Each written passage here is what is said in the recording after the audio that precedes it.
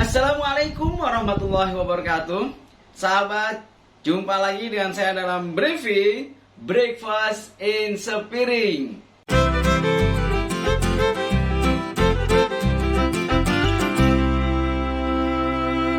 Nah, Masya Allah.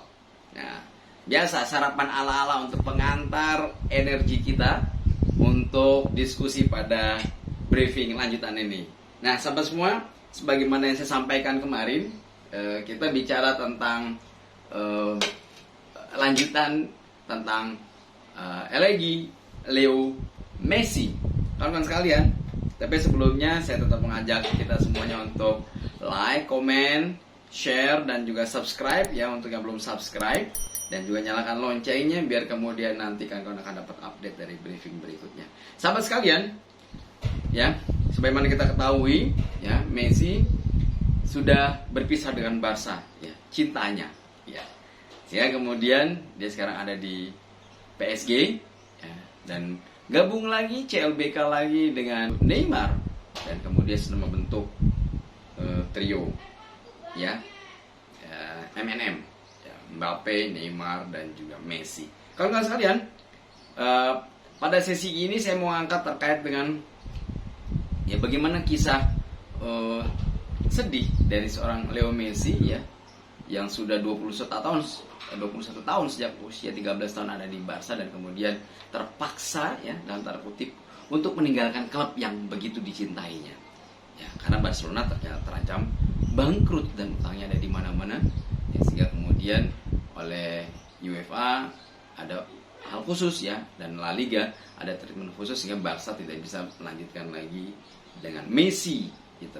Nah, kalau sekalian saya menyampaikan begini, memang ya ini kondisi sepak bola hari ini, ya, khususnya untuk di Eropa, ya, dan juga tentu di beberapa belahan dunia yang lain, sepak bola bukan hanya bicara tentang sport ansih, ya, tapi sudah lama menjadi sebuah industri, bahkan juga mega industri, gitu kan.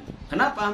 Ya karena memang treatmentnya bukan hanya sekedar ada 11 pemain atau atlet sepak bola, gitu kan, yang kemudian punya kecakapan untuk mengolah bola, kemudian bermain sebagai sebuah tim untuk mencetak gol dan menang. Bukan hanya itu saja, tapi di sini juga sudah ada industri, ya, jual beli pemain, gitu, dan valuasi marketnya yang terus meningkat. Juga bukan ada bandar taruhan, gitu kan, ada sponsorship, ada TV dan segala macam yang hak siar, yang kemudian ini memang merchandise juga, ya, yang ini juga menjadi satu paket dari sepak bola hari ini, gitu kan, sehingga kemudian valuasi pemain bisa begitu luar biasa, ya. Kalau dulu pemain harganya ya paling cuma puluhan juta, sekarang ratusan juta, itu sudah banyak, dan kemudian menyebabkan klub kadang juga harus pandai-pandai mengatur cash flow-nya, ya, gaji, kontrak pemain, belum ada agent di situ yang bisa bermain, ya, untuk kemudian memainkan psikologi dari pemain yang bersangkutan, sehingga kemudian ya sepak bola sekali lagi tidak bisa ditreatment hanya sebagai sebuah sport ansih, tapi sudah menjadi industri, ya. Sehingga kemudian kawan-kawan sekalian, misalnya saya mengutip dari, ya, Deloitte, ya, sebuah perusahaan, ya, konsultan, yang kemudian dia menyajikan informasi berbasis, ya, riset, gitu ya, terkait dengan European Football Market Size, ya. Dia menyajikan di situ 2018, 2019, dan 2019-2020. Ya, memang jumlahnya juga untuk sebuah industri luar biasa, gitu kan. Tahun 2019-18 itu mencapai 28,9 billion euro, ya, atau setara dengan 487 ya kurang lebih triliun rupiah. Kemudian 2019-2020, ya, ini sempat mengalami penurunan karena ada pandemi, gitu kan. Maka kemudian nilainya turun menjadi 25,2 billion euro atau setara 424 triliun rupiah. Masih besar tentunya kawan-kawan sekalian. Misalnya ini Europe, ya, ini masih di level Eropa. Tentunya liga-liga besar seperti Liga Inggris, ya, Premier League, kemudian Serie A Italia, kemudian juga La Liga Spanyol, itu tentu mendominasi, ya, bicara terkait dengan market size ini. Nah, kemudian juga misalnya nih beberapa cuplikan berita ini, misalnya dari ini Detik ya, saya ambil dari detik.com dan beberapa sumber yang lain. Klub Premier League belanjakan misalnya 2020 kemarin sampai 23 triliun satu musim, kawan sekalian, untuk belanja pemain. Ya, kemudian misalnya Manchester City ya sebagai salah satu klub yang paling tajir yang diambil oleh Sheikh Al Mansur ya, dari UEA ya, sehingga kemudian sejak Barcelona ya, Manchester City dipegang oleh Guardiola tahun 2016 yang lalu ya, dia sudah dikasih uang belanja ya 17,5 triliun. Nah, luar biasa kan? Jadi 5 tahun atau 5 musim sudah habis 17,5 triliun untuk belanja pemain. Kita bisa bayangkan gitu kan. Artinya luar biasa ya. Satu klub saya sudah seperti itu. Belum klub-klub besar di Premier League yang lain yang memang cukup boros untuk belanja, seperti mungkin Chelsea, mungkin juga Manchester United, Liverpool gitu kan, yang kemudian tentu juga bisa dibayangkan ya, data itu semakin menguat gitu kan. La Liga ya, kalau ada data 2019 belanja pemainnya sudah 16,3 triliun ya. Belum sebesar Inggris, tapi juga tentu angka yang besar untuk satu musim belanja.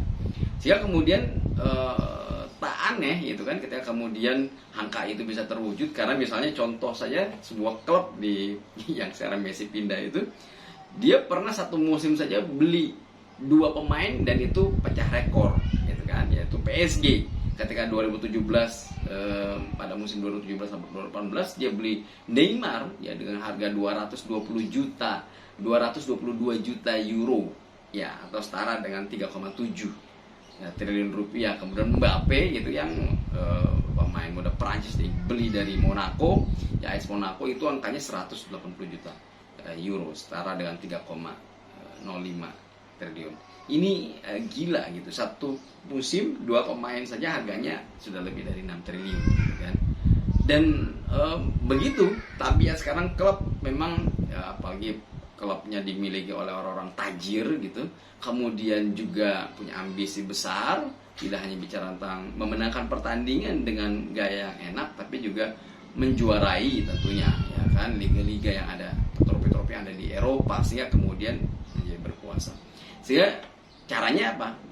Ya, it's all about money gitu kan, money talks ya. Sehingga kemudian ya terjadilah bagaimana kayak tadi Messi ya kan, ketika Barcelona sudah tidak mampu lagi tapi masih jor-joran beli gitu kan, maka kemudian sampai dianggap punya utang divaluasi sampai 20 triliun ya kan, sehingga kemudian kena kebijakan dari La Liga dan juga UEFA untuk ada pembatasan ya, dari sisi nominal pemain yang dibelanjakan dan juga gaji yang harus dibayarkan.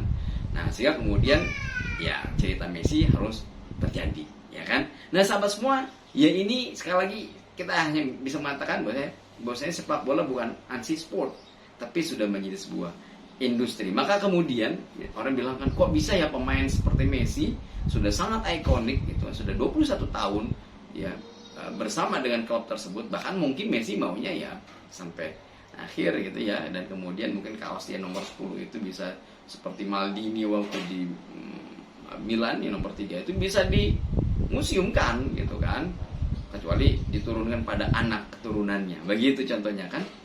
Mungkin Messi berharap seperti itu, tapi ya kita tahu mungkin hari ini tidak akan bisa ada lagi pemain seperti itu, seperti Ryan Giggs misalnya yang bisa sejak masa mudanya sampai kemudian pensiun ya di klub Manchester United ya. Sebelum Messi sebenarnya kita juga sudah pernah dengar gitu kan, ada sejumlah pemain yang mungkin akibat memang perilaku pengelolaan klub gitu kan, dan juga bicaranya ini sudah industri, maka pemain ikonik pun juga tidak bisa tetap berada di klubnya gitu. Mungkin maunya tetap ada di situ, maunya fans juga begitu gitu kan. Misal contoh, kita tahu ada dulu di Real Madrid pernah punya pemain namanya Raul Gonzalez ya, masih ingat kan? Nah, Raul Gonzalez ini kan ya selain dia ganteng gitu, tapi juga sampai diplesetin gitu kan, maksudnya Raul Madrid gitu kan, ya Raul dan Real Madrid, jadi Raul Madrid gitu kan, untuk menggambarkan betapa dia ikoniknya. Ketika waktu Florentino Perez punya gagasan Galacticos ya, jilid 1, dia datengin Zidane, Figo, kemudian Ronaldo, Nazario de Lima gitu kan, itu Raul masih oke gitu, dia masih bisa kemudian fit dengan kebutuhan tim Madrid saat itu gitu, dan ambisi-ambisi besarnya gitu kan, dan dia menjadi bagian yang tidak terbiasakan.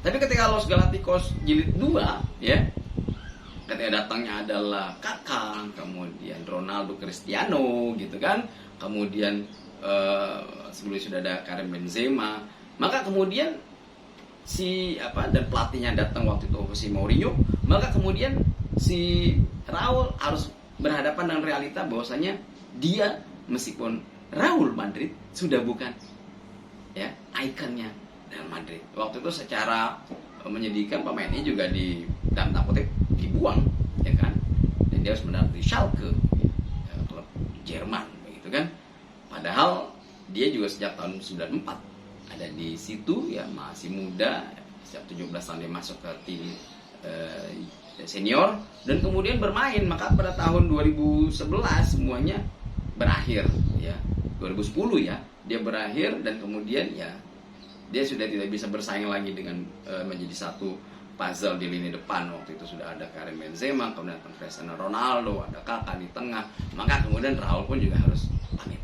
Nah kawan-kawan sekalian, ini mungkin pola seperti ini akan semakin banyak terjadi. Kita mungkin akan sulit untuk membayangkan pemain yang begitu setia sampai hanya ada di satu klub, seperti tadi misal Giggs, ya kan, Maldini misalnya. Tapi sudah, ya itu tadi, seperti Messi pun harus pergi, Raul sebelumnya juga harus pergi, gitu kan.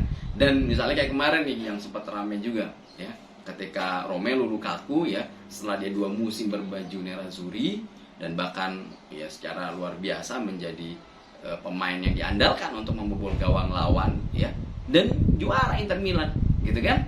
Setelah juara yang terjadi bukan yang memperkuat tim gitu kan, malah dipretelin ya, karena klubnya sudah tidak mampu untuk menanggung biaya operasional ya, sehingga kemudian waktu itu yang hengkang duluan kan pelatihnya Antonio Conte, dia nggak terima, dia maunya klub pemain ditambah, tapi kemudian malah dijual gitu kan. Achraf Hakimi dijual, kemudian ini Romelu Lukaku juga dijual ya, sampai dia balik ke Chelsea, sampai kemudian fans Inter juga mencemooh, dan kemudian sampai ini ada tindakan vandalisme untuk Lukaku.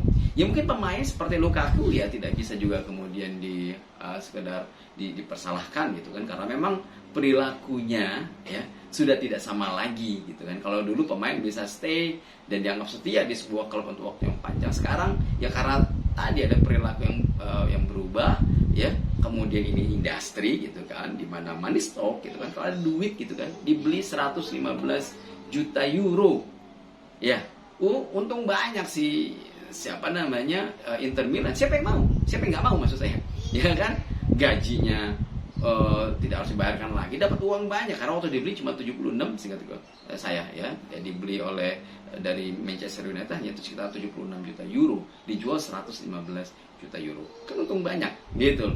Nah sehingga kemudian fansnya marah-marah gitu kan, tapi ya ini yang kemudian kita sebagai fans sepak bola ya, mungkin saya nih di Manchester United gitu kan, atau juga fans AC Milan, itu juga akan semakin melihat yang kayak gini jadi biasa. Ya, kalau dulu seorang pemain AC Milan pindah ke Inter Milan, orang akan banyak mencemooh gitu kan. Tapi sekarang mungkin akan semakin terbiasa. Begitu. Kenapa? Meskipun diandalkan, wow fansnya juga banyak, tapi ya money stock gitu kan. Nah kan sekalian, sekali lagi ini yang perlu secara sadar kita pahami. Ya, konstelasi sudah berubah gitu. Pemain itu bukan satu-satunya yang kemudian menentukan keberadaan dia ada di klub. Apalagi ada agen ya kan? Sekarang agen pemain itu kan tambah gila-gilaan ya kan? Dia bisa memainkan psikologi pasar, sehingga kemudian harga pemain itu bisa menaik, bisa turun gitu kan, sehingga klub itu kadang juga tidak punya pilihan kecuali menjual pemain itu gitu kan. Dan ini akan terus, bayangan saya, menurut saya ya, karena ini ada sebuah industri ya, maka kemudian kita akan sering melihat kondisi seperti ini ya. Messi bukan yang pertama dan mungkin juga bukan yang terakhir, akan ada kejadian ya, pemain-pemain ikonik di sebuah klub yang kemudian dipaksa oleh keadaan untuk ya berpindah, berubah ya, orang bilang disebut pengkhianat atau apa, tapi itu yang akan banyak terjadi. Sahabat sekalian ya, welcome to football industry ya, bukannya sport sih, tapi sudah industri sepak bola. Oke, tetap ya like, comment, ya, share, subscribe, nyalakan juga loncengnya biar kemudian nanti kawan-kawan bisa dapat terus updatean dari briefing berikutnya bersama saya Wahid Novian. Sampai jumpa. Assalamualaikum warahmatullahi wabarakatuh.